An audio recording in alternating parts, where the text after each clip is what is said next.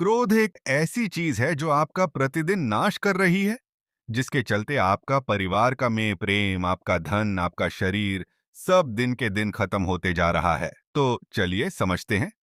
इसे उपदेश। क्रोध करने वाला खुद भी जलता है और दूसरों को भी जलाता है। 4 वर्ष पहले बुद्ध अपने शिष्यों को उपदेश दे रहे थे।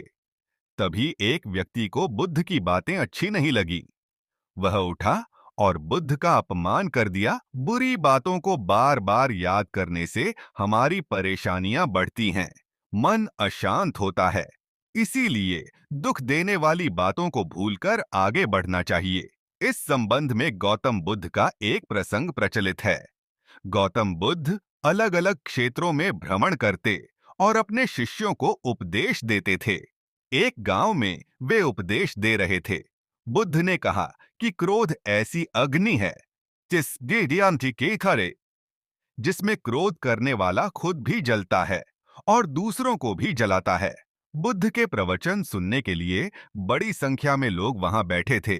उन लोगों में बहुत गुस्से वाला एक व्यक्ति भी बैठा हुआ था। उसे ये बातें पसंद नहीं आईं। वह अचानक उठा और बोलने लगा कि बुद्ध, तुम पाखंडी हो। बड़ी बड़ी बातें करना ही तुम्हारा काम है। तुम लोगों को भ्रमित कर रहे हो।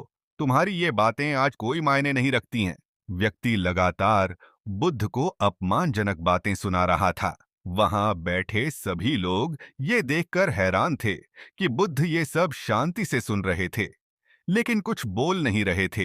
क्रोधी व्यक्ति बुद्ध को शांत देखकर और ज्यादा क्रोधित हो गया। वह बुद्ध के पास गया और उनके मुंह पर थूककर वहां से चला गया। घर पहुंचकर क्रोधी व्यक्ति का मन शांत हुआ तो उसे अपने किए पर बहुत पछतावा हुआ। वह बुद्ध से क्षमा मांगने पहुंचा, लेकिन उस गांव से बुद्ध पड़ोस के गांव के लिए निकल चुके थे। वह व्यक्ति बुद्ध को खोजते हुए दूसरे गांव में पहुंच गया। वहां व्यक्ति को जैसे ही बुद्ध दिखाई दिए, वह उनके चरणों में गिर गया और क्षमा मांगने लगा। बुद्ध ने उस व्यक्ति से पूछा, तुम कौन हो और क्षमा क्यों मांग रहे हो? उस व्यक्ति ने कहा, क्या आप भूल गए? मैंने कल आपके साथ बुरा व्यवहार किया था, आपका अपमान किया था। बुद्ध ने कहा, बीता हुआ कल मैं वहीं छोड़ आया हूं और तुम अभी भी वहीं रुके हुए हो।